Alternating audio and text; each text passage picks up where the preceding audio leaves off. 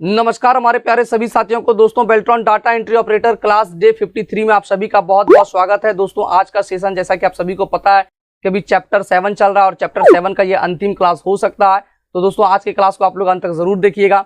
और दोस्तों अगर आप अभी तक इस नोट्स को परचेस नहीं किया और नोट्स को परचेस करना चाहते हैं, क्योंकि दोस्तों ये नोट्स काफी मेहनत के बाद, जैसा कि आप लोग देख सकते हैं, कुल 979 पेज का ये नोट्स है और इन नोट्स को बनाने में काफी मेहनत की गई है। ये नोट्स उन लोगों को यानी कि उन स्टूडेंट को भी ध्यान में रखकर बनाई गई है जो स्टूडेंट आज तक कोई भी कंप्यूटर का क्लास किए ही नहीं है, सिर्फ बेल्ट्रॉन का फॉर्म भरने के लिए एडीसीए का कहीं से सर्टिफिकेट परचेज करके खरीद करके फॉर्म फिल किए हैं।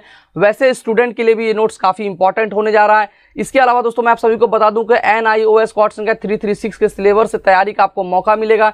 यानी कि NIOS कोड संख्या जो 336 है बेल्ट्रॉन डाटा एंट्री ऑपरेटर का, उसका पालन पूरा किया गया इस नोट्स में। इस नोट्स में आपको पिछले 2019 का और 2023 में जो एग्जाम हुए थे 41-42 पालियों में, उस पालियों के प्रश्न पत्र का संग्रह आपको देखने को मिलने वाला है। Very important objective question, very important shortcut, very important full form भी आपको देखने को मिलने वाला है। इसके अलावा भी दोस्तों बहुत कुछ आपको इस नोट्स में देखने को मिलने वाला है। इस नोट्स को अगर आप परचेस करना चाहते हैं तो अभी के अभी आप www.helpinggauravcom के वेबसाइट पर चले जाइए। वहां पे आपको बाएं साइड में Beltron DO notes buy now का ऑप्शन दिखेगा, उस पर आप लोग क्लिक करेंगे, एक फॉर्म ओपन हो जाएगा। ऊपर में आपको QR कोड दिखेगा। QR कोड को स्कैन करके गूगल पे से, याद रहे दोस्तों, गूगल पे से आपको 499 रुपीज जो है पे करना है। उसके बाद अपना नाम, अपना जीमेल अकाउंट, अपना व्हाट्सएप नंबर और पेमेंट का शॉर्ट स्क्रीन अपलोड कर देना है। 24 घंटे के अंदर नोट्स आपको अवेलेबल करवा दिया जाएगा। विशेष जानकारी के लिए दोस्तों इस नंबर पर आप लोग व्हाट्सएप भी कर सकते हैं। और दोस्तों अगर आप अभी तक हेल्पिंग गौरव यूट्यूब चैनल को सब्सक्राइब नहीं किए हैं तो लाल करके सब्सक्राइब बटन को दबाकर हमारे चैनल को सब्सक्राइब कर ले और बगल के बेल आइकन को दबाकर ऑल पर जरूर क्लिक कर लीजिएगा, ताकि जितनी भी वीडियो यूट्यूब पर अपलोड हो सबसे पहले आपको नोटिफिकेशन मिले और आपका कोई भी क्लास मिस ना हो। तो चलिए दोस्तों बिना समय बर्बाद के हम लोग चलते हैं पेज नंबर 132 की तरफ। और जैसा कि दोस्तों देख सकते हैं पेज नंबर 132 में चैप्टर 7 में हम लोग G2E यानी कि गवर्नमेंट टू एम्प्लॉय तक जो है बात कर चुके थे, समझ चुके थे।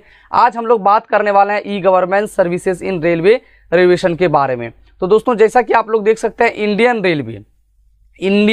रेलवे जो है कैटरिंग टूरिज्म कॉर्पोरेशन IRCT, ठीक है, इंडियन रेलवे जो है Indian railway catering tourism corporation यानी कि IRCTC की शुरुआत 27 सितंबर 1999 ईस्वी में की थी। ठीक है, 27 सितंबर 1999 ईस्वी में जो है IRCT की शुरुआत हुई, लेकिन ये परिचालन में जो है 3 अगस्त 2002 को पूरी तरह से परिचालन में आया था। ठीक है, 3 अगस्त 2002 ईस्वी को ये परिचालन में आया था। अब आपसे एग्जाम में प्रश्न दो तरह से पूछे जाते हैं। एक तो ये कि IRCT की स्थापना कब हुई, तो 27 सितंबर 1999 ईस्वी में। IRCT पब्लिक के लिए यानी कि सिटीजन के लिए कब लॉन्च में आया या परिचालन में आया, तो 3 अगस्त 2002 ईस्वी को। ठीक है, याद रखिएगा, इसकी जो है शुरुआत जो है 27 सितंबर 1999 में और जो है परिचालन सिटीजन के लिए जो है 3 अगस्त 2002 ईस्वी को पूरी तरह से ये आया था। IRCT ने भारतीय रेलवे के विकास में महत्वपूर्ण भूमिका निभाई है, ये बात बिल्कुल सही है। पहले लोग टिकट बुक करने के लिए रेलवे स्टेशन जाते थे। बहुत सारे गांव ऐसे होते थे जो रेलवे स्टेशन से 25 किलोमीटर 30 किलोमीटर दूर होते थे।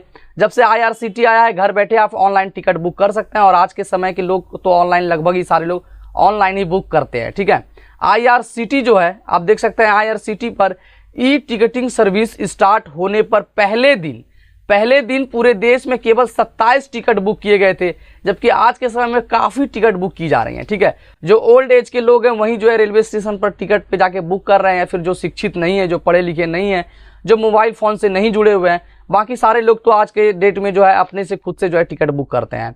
IRCT के माध्यम से इंडियन रेलवे के ई टिकट बुक करने के लिए www.irct.com पर जा सकते हैं या फिर IRCT के ऐप के जरिए भी मोबाइल फ़ोन से आप टिकट बुक कर सकते हैं। किसी भी तरह की कोई समस्या नहीं आती है, सिर्फ उसमें एक जो है अकाउंट अपना क्रिएट करना होता है। IRCT पर ऑनलाइन पेमेंट करने के कई तरीके अवेलेबल हैं, credit card, debit card, e wallet, net banking इत्यादि। इसके अलावा दोस्तों गूगल पे, फोन पे भी UPI नंबर वगैरह डाल के भी आप कर सकते हैं, बहुत ईजी हो गया है। ठीक है, 1 नवंबर 2014 से रेल मंत्रालय द्वारा अनारक्षित यानी कि अनरिजर्व टिकट की ऑनलाइन बुकिंग करने के लिए UTS लॉन्च कर दिए। क्या कर दिए? UTS, यानी कि आप कह सकते हैं कि ये UTS ऐप जो है काफ़ी इंपॉर्टेंट है। इससे क्या हुआ ना कि आप जनरल टिकट बुक कर सकते हैं, उसके अलावा प्लेटफॉर्म टिकट, सेशन टिकट वगैरह आप लोग बुक कर सकते हैं। इसके द्वारा जनरल टिकट, सीजन टिकट यानी कि जो पास बोलते हैं, 1 महीने का पास, 3 महीने का पास, 6 महीने का पास और 1 साल का पास, इस तरह का दोस्तों रहता है अवेलेबल। आप जो है सीजन टिकट बुक कर सकते हैं, प्लेटफॉर्म टिकट भी बुक कर सकते हैं। जब आप यूटीएस ऐप में जाइएगा तो बहुत ही ईजी होता है, सिर्फ अपना यूटीएस ऐप डाउनलोड कीजिए आप प्ले स्टोर से, उसमें अपना नंबर डालिए, ओटीपी आएगा, ओटीपी डालिए, अपना पासवर्ड कुछ डाल लीजिए, ठीक है, 1 2 3 4 5 6 7 8, और उसके बाद लॉगिन कर लीजिए। उसमें बहुत सारा ऑप्शन आपको दिखेगा, जो आपको टिकट बुक करना है उस पर क्लिक कीजिए। जैसे आप आगे बढ़ेंगे उसमें पूछा जाएगा आपसे कि पेपरलेस या फिर पेपर वाला आपको करना है, तो पेपरलेस पर क्लिक करके आप जो है टिकट बुक कर सकते हैं, इसमें आपको प्रिंट नहीं मारना होगा। उसके आगे दोस्तों हम लोग बढ़े तो जैसा कि आप लोग देख सकते हैं पासपोर्ट के बारे में हम लोग बात करने वाले हैं। पासपोर्ट क्या है? तो पासपोर्ट एक लीगल डॉक्यूमेंट है। पासपोर्ट क्या है?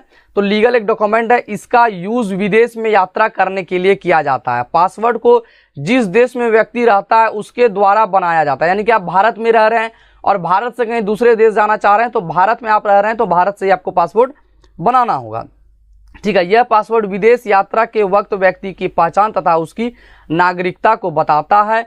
एक पासपोर्ट में पर्सन का नाम होता है, डेट ऑफ बर्थ होता है, पर्सन की फोटो और सिग्नेचर होते हैं, ठीक है।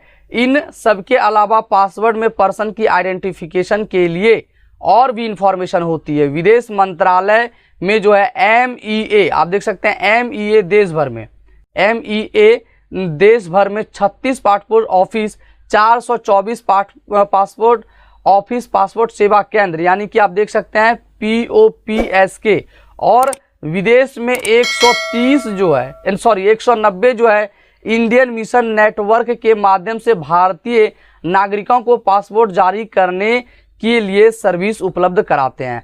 पासपोर्ट का आवेदन ऑनलाइन विदेश मंत्रालय की ऑफिशियल वेबसाइट, देख सकते हैं मैं यहाँ पे ऑफिशियल वेबसाइट भी दे दिया हूँ, ऑफिशियल वेबसाइट से जो है इस लिंक से आप जो है कर सकते हैं, पासपोर्ट के लिए अप्लाई कर सकते हैं।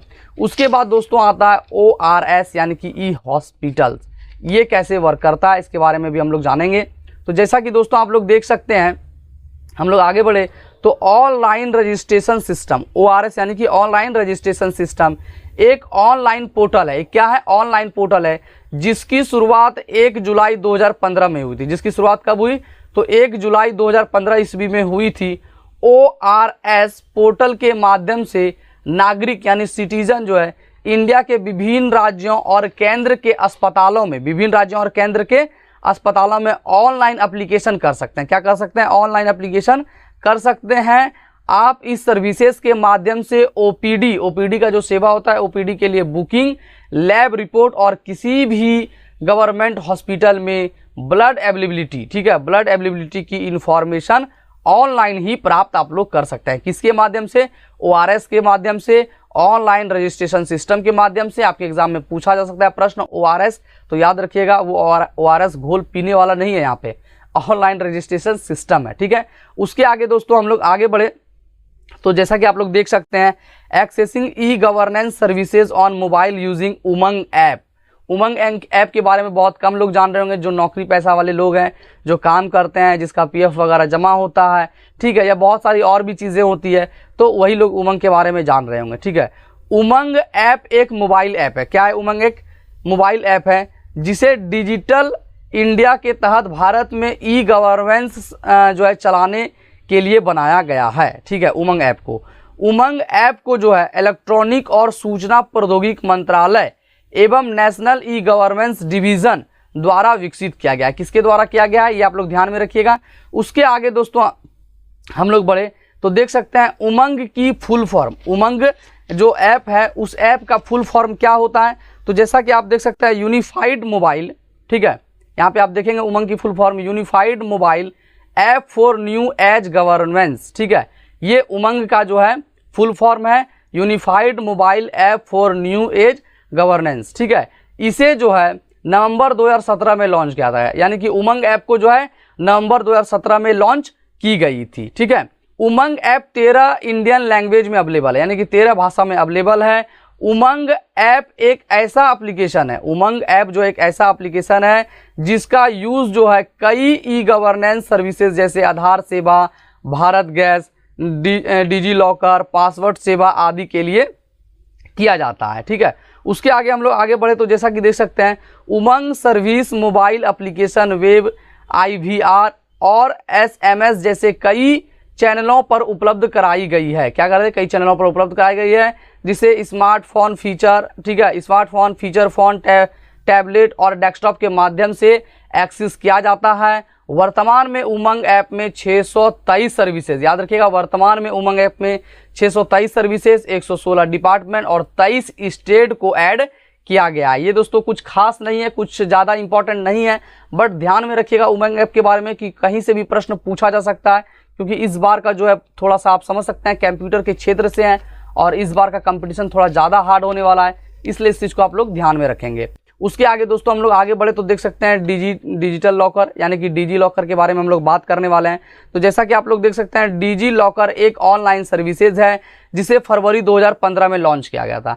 ये प्रश्न पूछा जा सकता है उमंग ऐप को कब लॉन्च किया गया था या डिजी लॉकर को कब लॉन्च किया गया था। तो याद रखिएगा डिजी लॉकर एक ऑनलाइन सर्विसेज है जिसे फरवरी 2015 में जो है लॉन्च किया गया था।